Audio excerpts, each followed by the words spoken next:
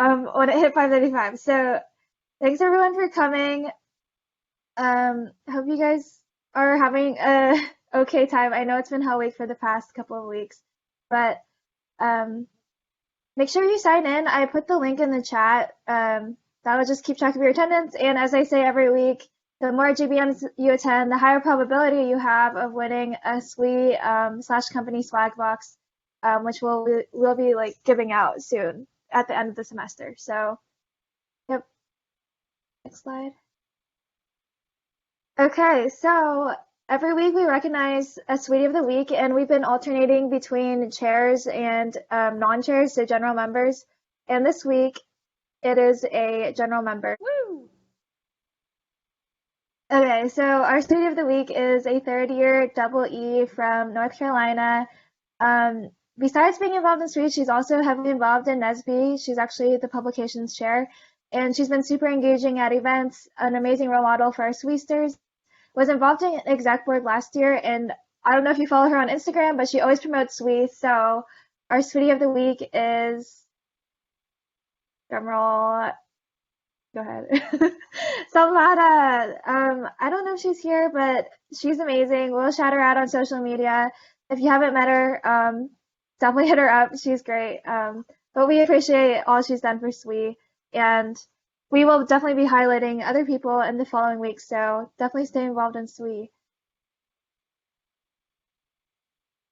Okay. And then another thing that we've been doing this semester is really fun weekly trivia quizzes that our webmaster and VP Communications have been putting together. So definitely check them out. They come out every week on Wednesday.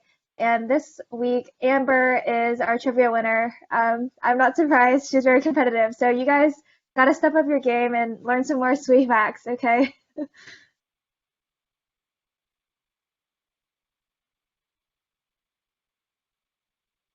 Okay, and just a reminder, exec board applications have been open for over a week now, and they are closing this Friday.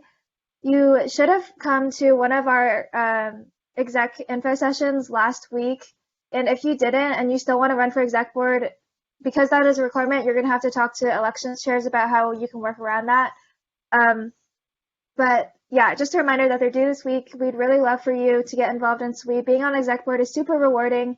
If you have any questions, always feel free to reach out to our exec. You can see who is in the position you're interested in on our website. Hi, if you're a graduating senior or if you know a graduating senior, please fill out the form so we can make sure that we cover all of our graduating seniors so that they can get a graduation cord. So I'll put the form in the chat in a minute as well. Cool. And then this is an event that I've been promoting a lot because me and two other leaders from Shep and Nesby have been working really hard on it. But tomorrow evening we have a My STEM Stories event, which is basically kind of like a TED Talks event where students will be telling their stories about experiences being a minority in STEM. And as you can see from the 3 out of 5 storytellers, we have a lot of SWE representation and also two GT SWE alumni who are going to be on a panel after the storytelling. So please come out. We'd really like for people not even involved in our organizations, but just outside, but part of the Georgia Tech community to come and listen to these insightful, meaningful stories so that they can kind of have more of a conversation about diversity and inclusion. I will put a link in the chat later to sign up for the event, but please come out. There's going to be raffle prizes like gift cards and stuff, so you definitely should come.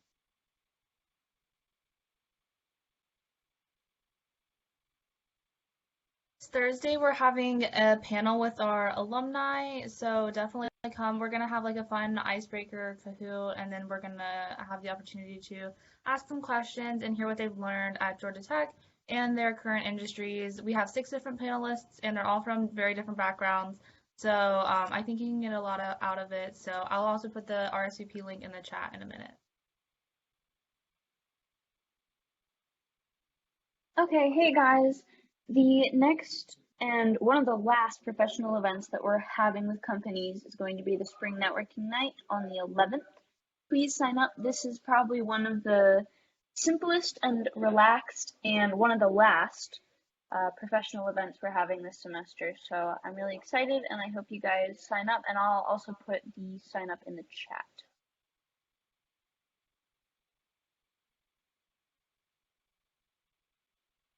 Hey everyone, so we have another high school outreach event coming up.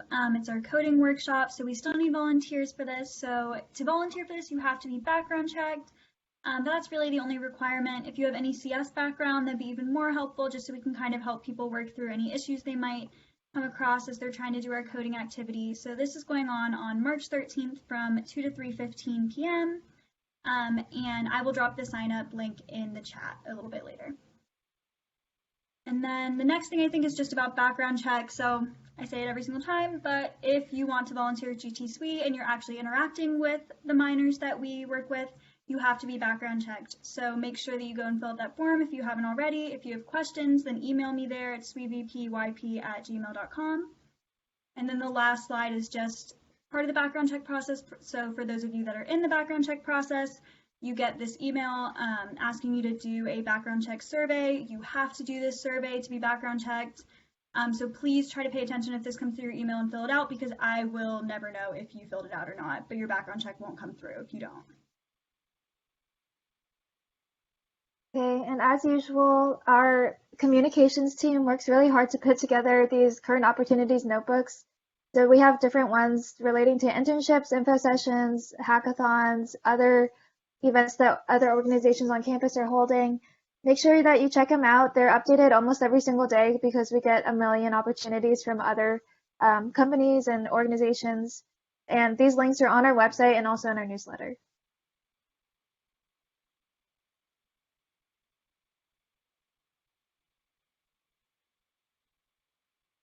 You're muted, Deepti.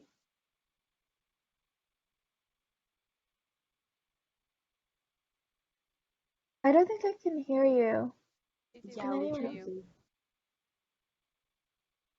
Can you hear me now? There you go.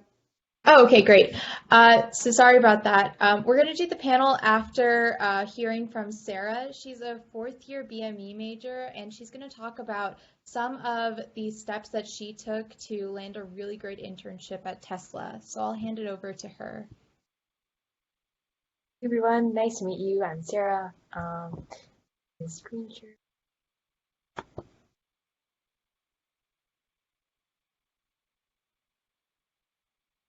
want to spoil the ending of the talk.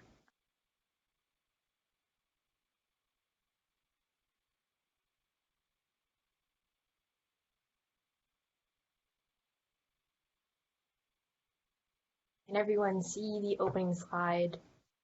How I got a Tesla internship.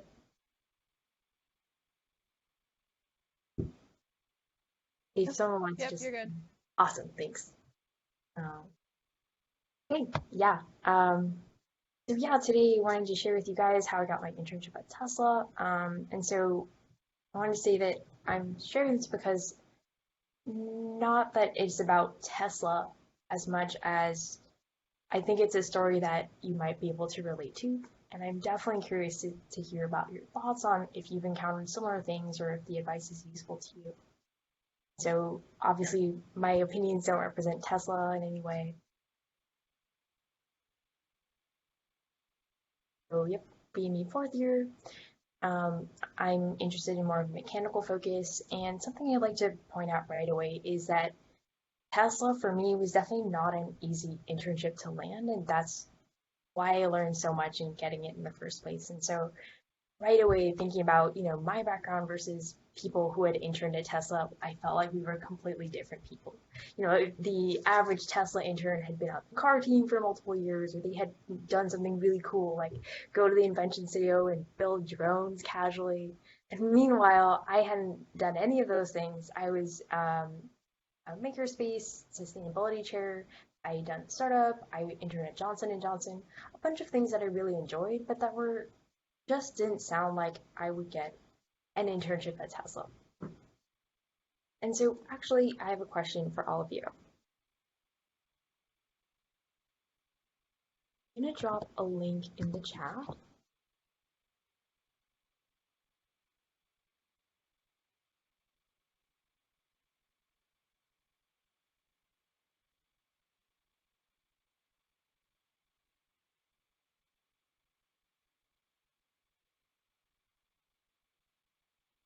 And I want you to think about an opportunity that you've seen. Something that was so cool, that was like, whoa, I can't believe like these people hire college interns, or like something that, you wrote home to your friends or family about. It can be something that you went for or something that you didn't. And yes, so just take a minute to think about that. I'd also like you to get a sheet of paper. I want you to write the name of this opportunity in big letters. And so when the opportunity does come to mind, just go ahead and go to that link and then just paste it in there so that we can all share where we're going with each other. So I'm going to give you guys like 30 seconds to a minute.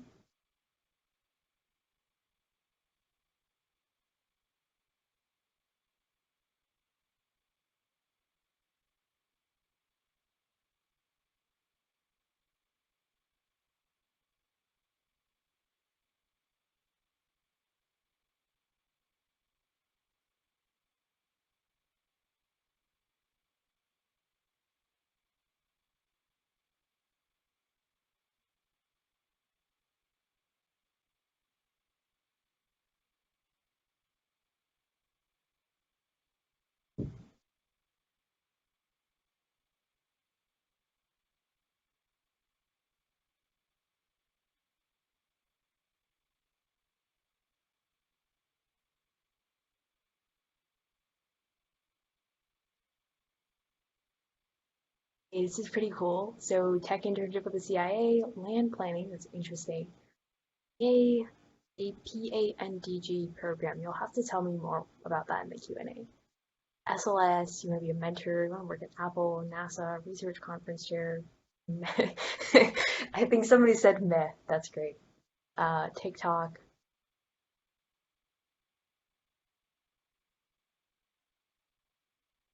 And you guys can submit like multiple times. If you have 14 people, I want to wait just a little bit longer.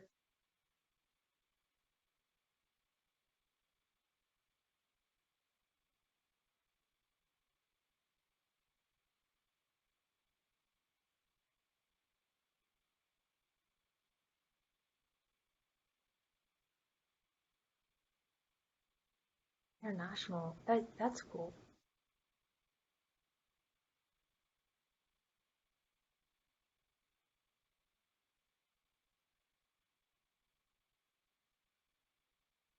They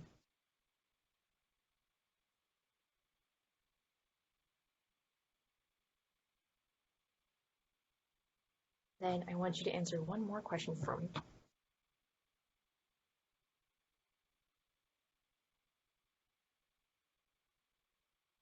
Next question, and if you just stick on that same link, you can answer it right there, is did you apply? So yes or no, why for yes, and for no, and why or why not?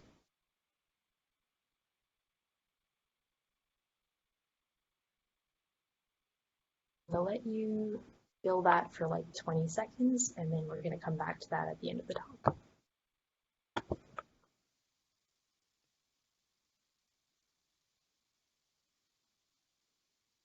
The link should stay open if you need longer than 20 seconds, just that I'll probably move on.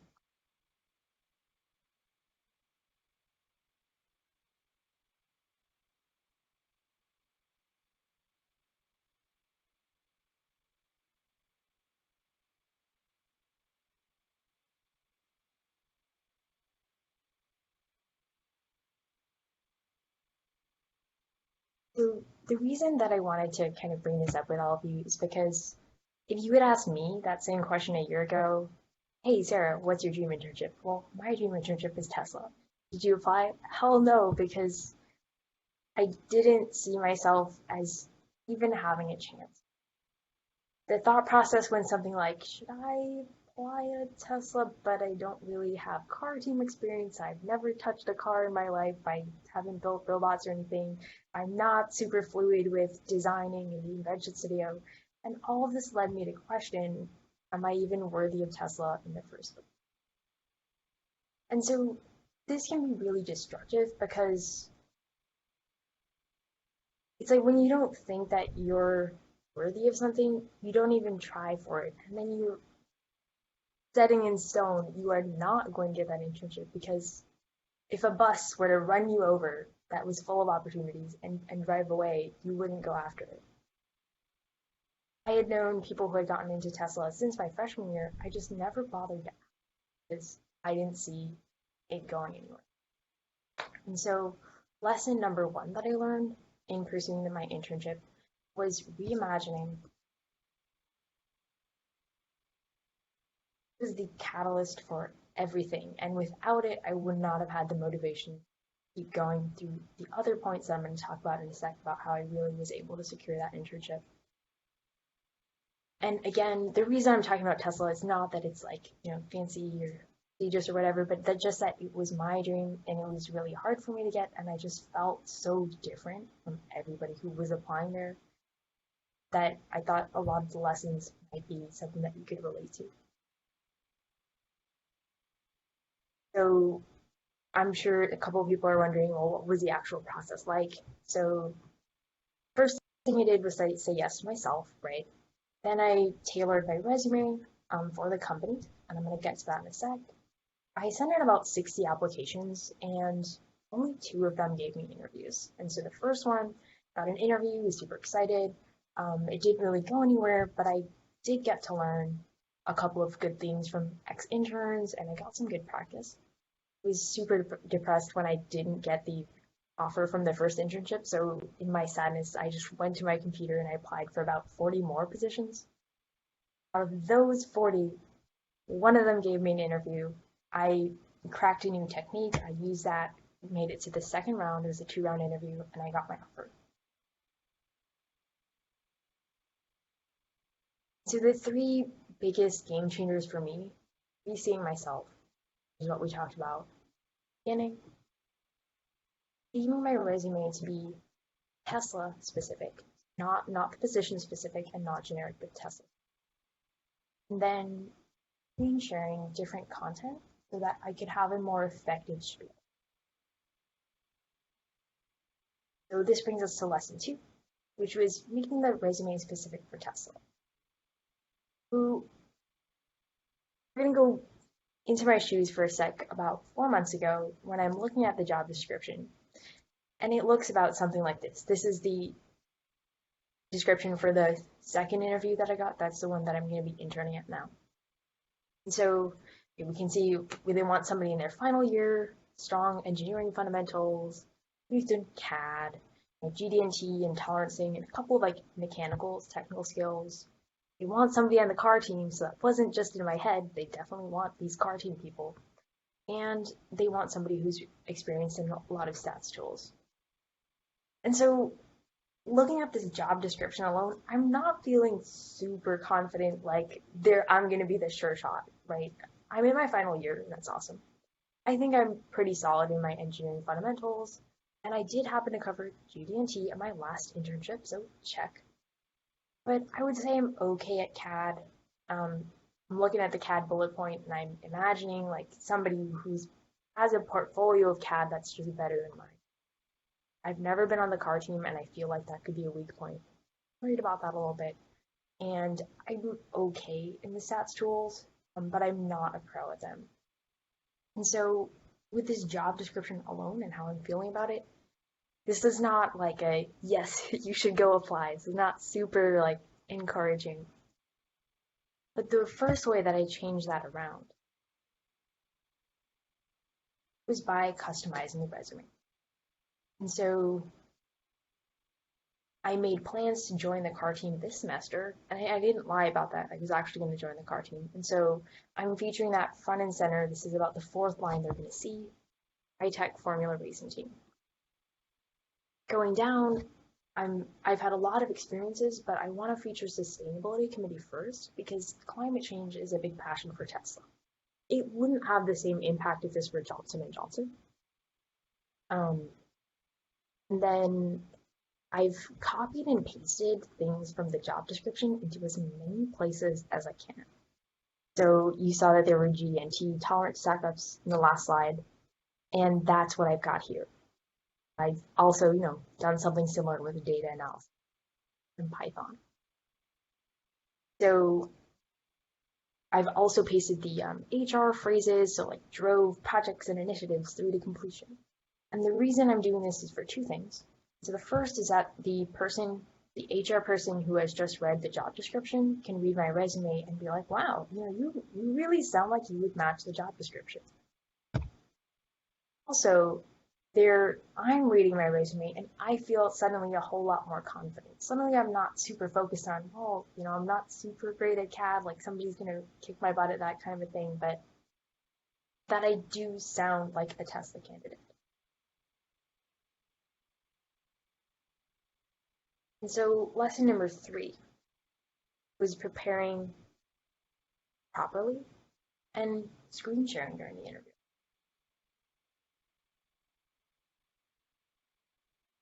I'm sure everybody has heard the question, tell me about yourself. And I started to try to answer this question, without anything in front of me, which is how it normally is if it's like an in-person interview.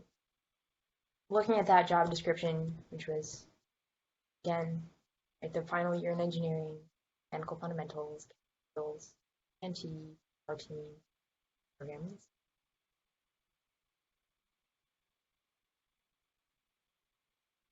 Would say something like, I'm Sarah, I'm a 4th year in biomedical. I'm really excited about Tesla. I think that your Model Y car is really cool. I interned at Johnson & Johnson and we got to work on GD&T and a data analysis project. And then I've done a couple of different things over my time at Tech. I've been part of a startup. I started the sustainability committee chair. And as I'm talking, it's kind of like, what do I cover, really? It's like, okay, I think I've hit the basics, right? I think I've talked about my major year graduation. I hope I'm impressing them, but I'm really not sure. I don't know if that was enough detail. And overall, kind of left with what I'm not sure what did or didn't make. So instead, what I did differently for my second Tesla interview was to prepare in one. So here's my map that I prepared. There's a lot there, but don't worry about taking it all in just yet.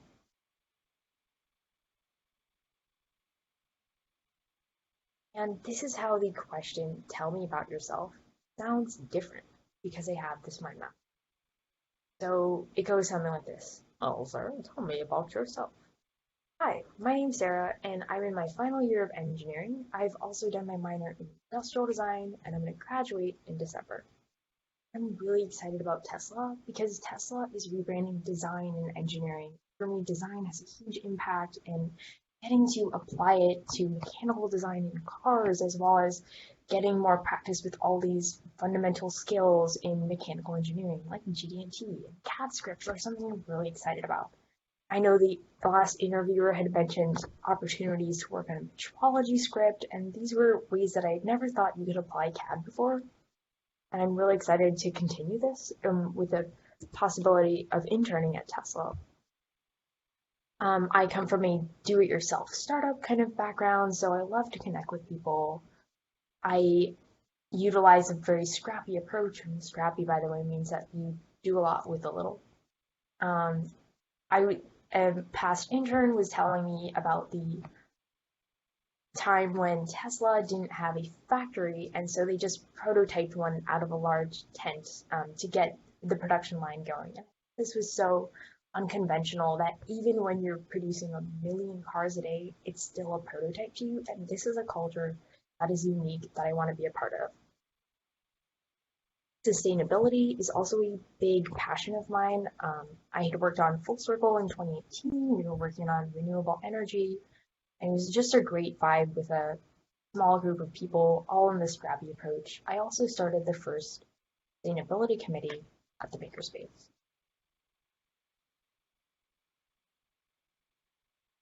That would be my answer. And so I hope you can tell it sounds a lot more confident. It's very specific. It's a clear line of thought, and I'm not worried that I've missed anything. I've also copied and pasted from the job description again. right? So final year engineering was literally in the job description a few slides ago, and throwing that in there as many times as I can helps me sound more confident, as well as helps me sound like more of a fit for the job.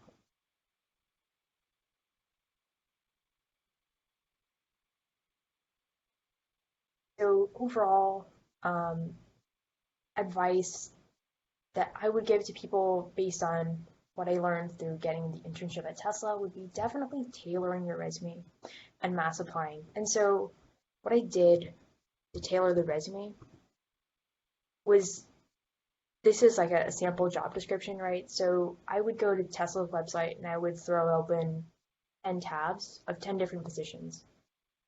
And then I would go and try to copy and paste as many of these details, the final year into one resume. And I would label that Tesla resume.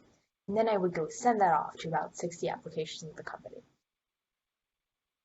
So this saved me a lot of time because I didn't have to make a resume specific for every internship position, but I also knew that Tesla would get a different resume than Johnson.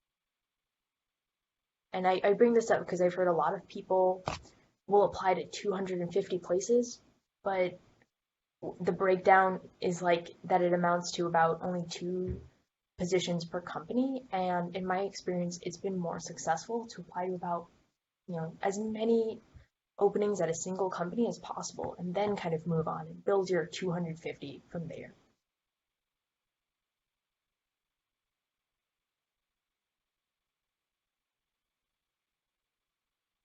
Also, that the interviewing is a process, and so you definitely want to prepare a lot and back and talk in front of people as though you are interviewing. I would make that mind map. It's this one. I'd make something like this. I'd go to my parents. I'd say, "Hey, we're going to practice for my Tesla interview now, so you can listen and tell me where I'm sounding, confident versus not." So we would do that. We'd sit down. You'd be like, "Okay, you gave me a clear sense of the DIY startup part, but when you were explaining this part, you didn't sound as confident." Or you could go into a little bit more detail here. And that feedback is really motivating to keep working on things. It's also a lot of things that I wouldn't have seen otherwise. Definitely recommend practice with an actual person. Don't practice by yourself. And do it a lot until you start to sound more confident for the interview. I've got a couple of additional tips here. And so one is talking with people who've interned previously, and the other is following the company recruiters on LinkedIn. Actually, not going to go into detail about these, so that you have to ask me questions at the Q&A. So definitely do that, and if there's other parts of the slide that you want me to explain more, we could talk about that as well. And so tying it all together, here's what all of you said at the beginning of the talk about going for your dream internships or these amazing positions that you.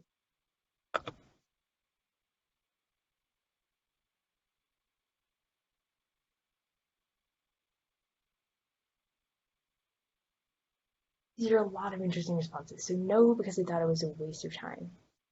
No, I missed the deadline. No, I didn't think I would get it. Yes, it seems like a real cool opportunity if I get it. No, because I didn't think I was qualified. No, I thought it was unrealistic. Yes, because it seemed like a unique and cool opportunity. No, I didn't think I was ready or worthy for it.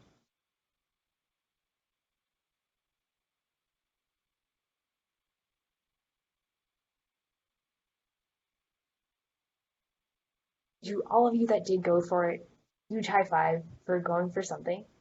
And then for all of you who didn't, and for all of you who did also, I want you to take that sheet of paper where you wrote the name of the company in big letters. I want you to take it, take a pen, and write, "I am worthy."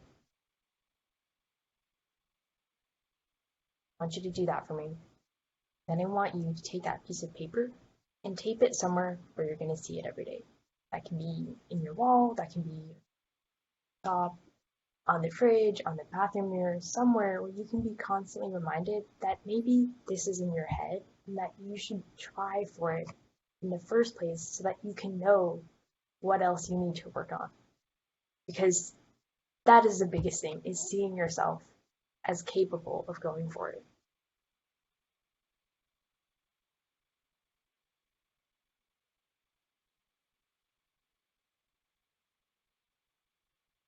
So go for it. And thank you so much for listening to my talk. I know we'll have questions at the Q&A session. You can always send me a note. My email is sdm8@gautech.edu. And I'm happy to connect on LinkedIn as well. Just drop me a note so that I know who you are, where you're from. And I'm going to drop this link in the chat in a second. But I've made templates of my resume and mind map that I used for Tesla, where I annotated why I made the decisions that I made, and kind of what I learned or what I'd recommend, so that, you know, if you're just looking for different perspectives on how to spin your resume, they could help. So I'm gonna.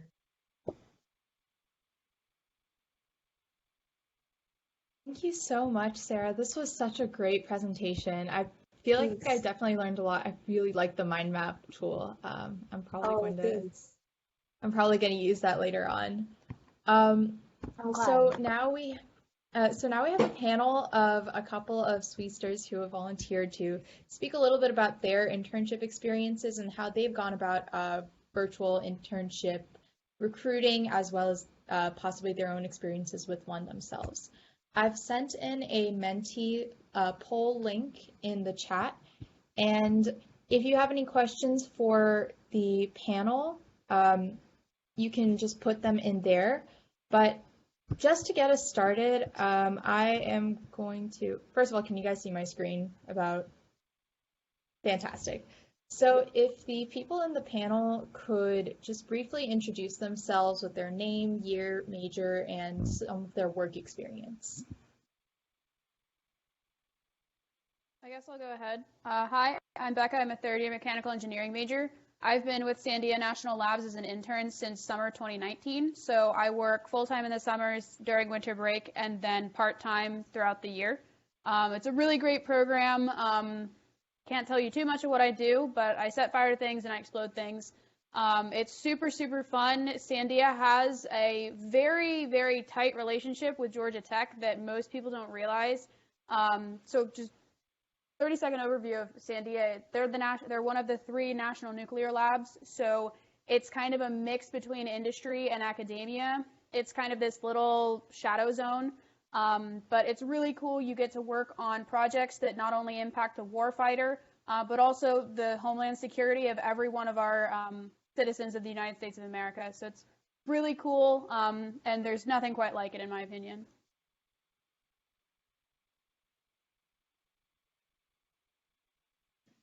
Okay, I can go next. Hi, I'm Jackie. I'm a 4th year majoring in aerospace engineering, and I've interned in the past at HAECO Americas, which is like an aircraft interior design company. I've worked 4 semesters at Delta Airlines, doing fleet engineering with their Airbus team, working on maintenance for structures. And I've also interned at Lockheed Martin before, doing finite element analysis and doing a lot of working on repairs for the C-5 Galaxy for the U.S. Air Force.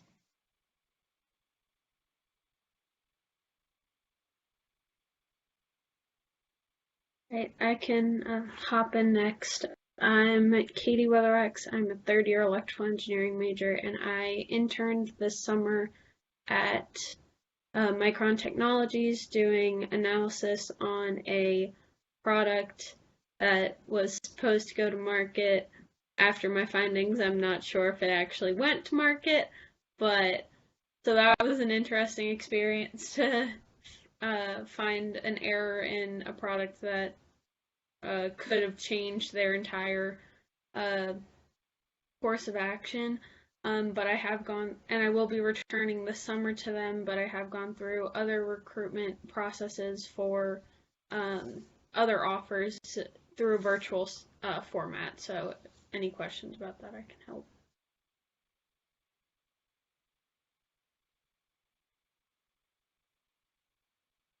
I can go next. Hi everyone, I'm Michelle and I'm a first year computer science major.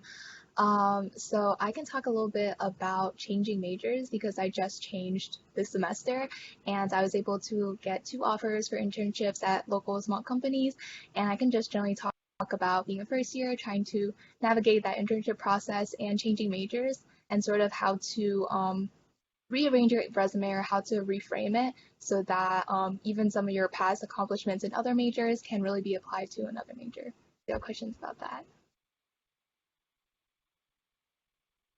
Sounds fantastic. It looks like we already have a couple questions in the Menti.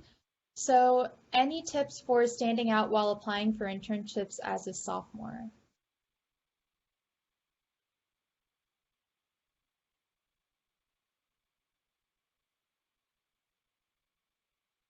I would say that oh, go for it. Oh, good. I was mainly just going to talk about my experience applying as a sophomore that hadn't applied for internships as a freshman because I studied abroad my freshman summer. And so while a lot of sophomores had possibly tried to get an internship as a freshman and had experience with that, I was fresh out the gate. So definitely, if you have any experience with projects in high school, they understand that you're kind of just starting getting into classes that have project bases attached to them. So possibly adding those on, that's mainly what got me a couple of offers. I was able to slide in FIRST Robotics, if anyone's heard of that. Some of the recruiters had known that, so that kind of helped me get my foot in the door, but mainly trying to be as confident as possible in saying that I might not know anything, but I'm willing to learn. That sometimes helps a lot, and if they expect to have to teach you something, so as long as you're willing to learn, a lot of companies will take that into account. Another thing I'll add, and this is honestly advice more for freshmen than sophomores, because by the time you're a sophomore, it's already happened. A lot of, especially for Georgia Tech, a lot of the recruiters return and are Georgia Tech alums. So if you ever hear like, I'm a Georgia Tech alum in your like small interview at a career fair, pay attention to that person, remember their name, and remember something cool about them. Because they'll probably be back the next year. Something that really helped me sophomore year, even though I was still with the labs, I went and did the full career fair run. And what really helped me was I could look the recruiters in the eye and say, I remember you, which already off the bat, they're like, wow, you paid attention. And so having that personal connection with your recruiter is really important and will get your foot farther in the door than you think. So truly try to remember your recruiters, especially for the companies you're super interested in, because that will likely come around. Again, it's a little weird because of COVID, but especially when we were in person at career fairs, it's the absolute key.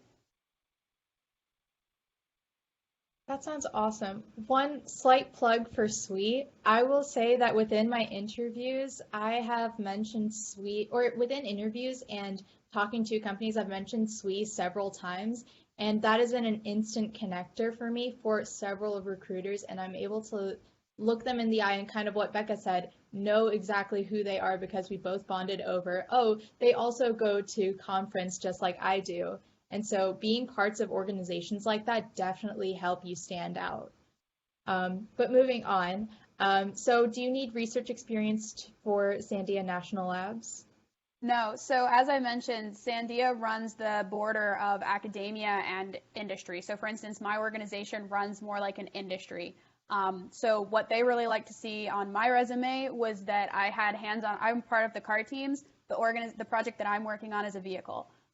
So they liked to see that I was out there. I was really passionate about just engineering in general. I had some skills and some background, but they don't expect you at all to have research papers under your belt. They're not, I mean, about half of what actually gets done isn't the same style of academia because it's classified information. So don't go in thinking that just because it's a lab means you have to be in the research field. just show that you have some skills. A lot of looking at the job applications, it's like CAD and general engineering stuff. So it doesn't equate to hardcore research. Awesome. So then, this is a good one. Any tips on if you keep getting rejected from companies? Feel that?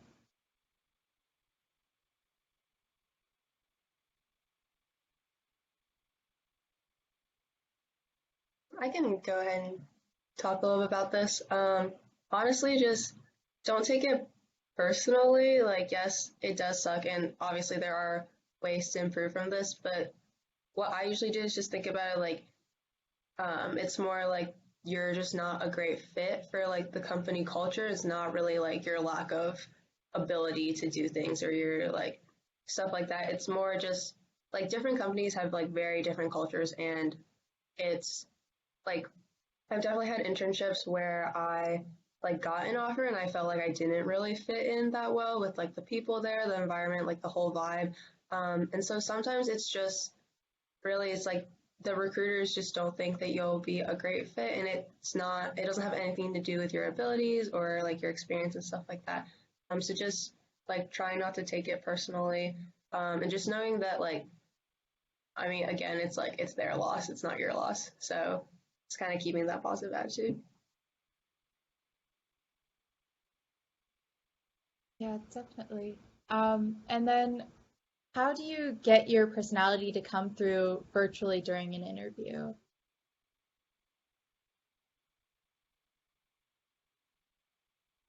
I know one technique that I've heard is like to tell 5 stories. So this came from a friend's mom who's like she's a director at Johnson & Johnson for product development, and she said that she would always have these 5 stories, and she'd pick them to showcase things about her personality. So one would be like maybe, there was a tough team dynamic and she moderated the situation, and it's showing that she's like brave and she has a very smart people sense.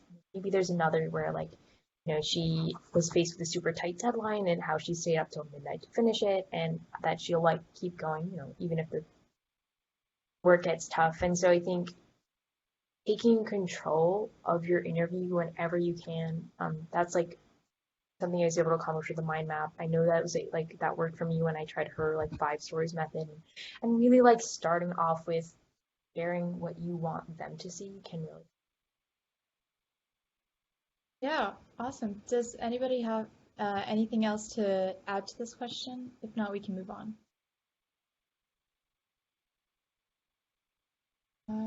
Okay. So then, tips on asking for an extension of an offer deadline if you've gotten one and are waiting to hear back from another. I experienced this year, so I can really talk about this. So I had my return offer from Micron Technologies on the table and was waiting to hear back from Texas Instruments. I wrote a completely honest email to the company that I was that I currently had the offer from, and was like, look, I have an interview with another company and I would like to be able to fully weigh my options. Micron is a great company that fully wants you to be happy wherever you end up, whether that's with them or not. And so they gave me a week extension. They're like, unfortunately, that's as long as we can give you. But they did want me to hear it out, and I brought it up in my second interview with Texas Instruments, stating the fact that I had an offer on the table, that this was the deadline for that offer, and I would really appreciate if they could kind of work with my timeline. And they gave me the offer a couple of days later so that I had a full week to deliberate.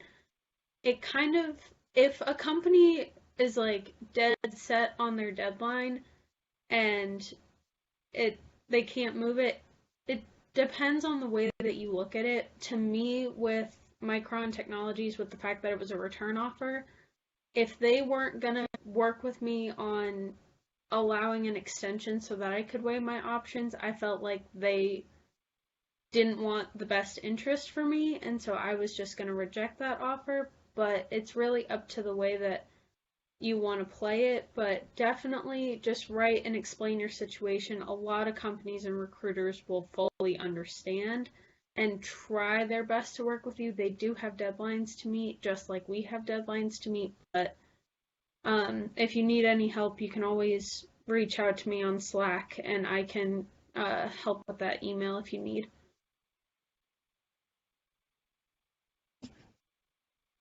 Yeah, definitely. I mean, I can say I've pretty much seen the same thing as Katie's seen as well.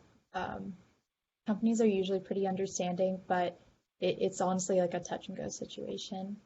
Um, how to be hopeful that you'll get an internship when you have no experience?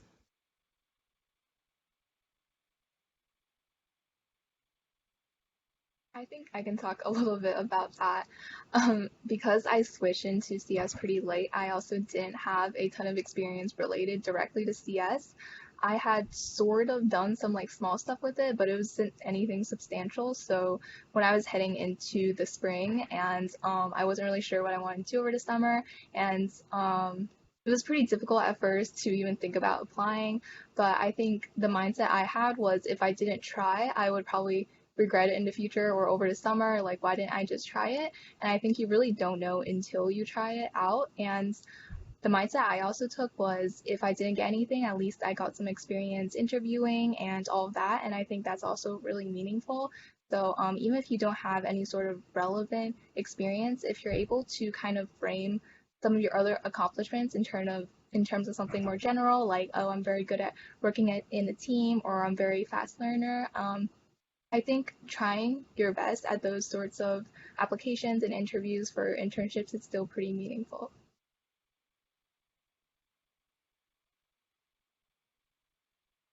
Oh, thanks for that, Michelle. Any advice for juniors or seniors with no work experience?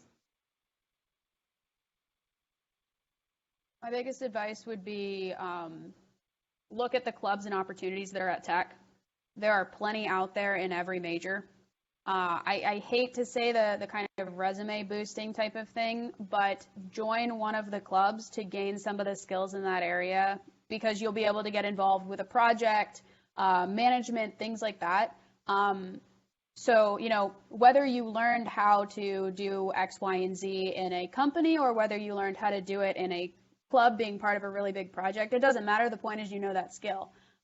So this is the moment where kind of evaluate what you're spending your time on in your semester and consider one of those opportunities, whether it be VIP, whether it be research, whether it be, anything else that Tech offers. Start looking into one of those if you're not already part of that. And also add something to that. I will say with a lot of companies, just showing how like you're genuinely excited to work for them, or you're excited to work in the industry, it really goes a long way. This isn't like super applicable, but so all the internships I've talked about were in aviation, and I actually got an internship offer for this upcoming summer with Blue Origin, which is in the space industry, and I've never done anything space related. I literally forget anything space related I learned after like the day it's taught in class, but just showing like how excited you are to like be a part of like that kind of community within the industry definitely like holds weight in an interview and can potentially make up for a lack of like past experience. Yeah, awesome. I think we have time for one more question. Advice on what to do for the summer if I can't get an internship to still be productive, learn, and grow. My two biggest things I'd say are, one, pick a personal project, and two, look for a nonprofit organization that might be along the lines of whatever you're doing. There's a lot of organizations out there looking for volunteers, so that shows that you're still doing something with your time.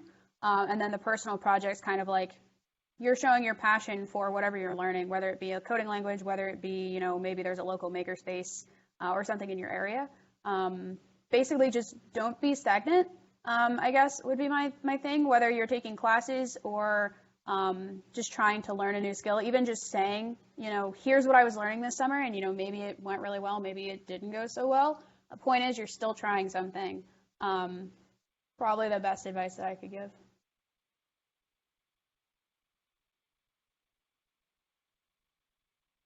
Yeah. Oh, then I guess we have time for more questions too.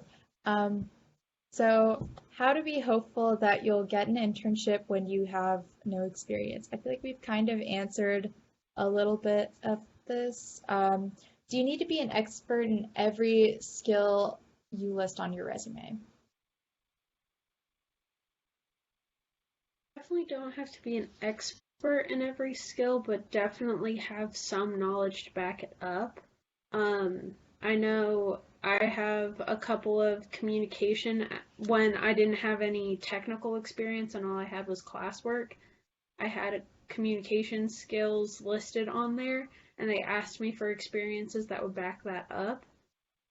So don't have to be an expert, but make sure that you have that ability to apply it to a story to demonstrate that skill. So whether it's a classwork project, or if you've done a presentation with SWE, or if you've done a presentation in a class, whatever, like being able to have it implement into a story is better than just sticking it on there. My other kind of go-to with this is if I can relearn it in a weekend and be absolutely proficient in it, stick it on there. So like especially for like MATLAB, you might not have done MATLAB in like 3 years, but if you remember the basics of what's going on and can spend 24 hours, Google some stuff, and then at least be moderately competent, so you at least prove that you're not a complete beginner on it, that's typically when I would put it on a resume.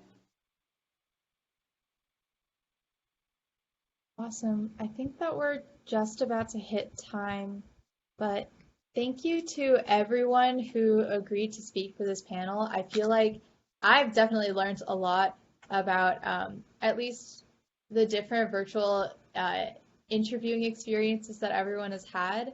And I really hope that everyone has enjoyed this. Thank you again to Sarah, Becca, Michelle, Katie, and Jackie for agreeing to speak on this. And I really hope you guys learned a lot from this. Honestly, I did too, and all of your answers were great. I had popped in the research question about Sandia, and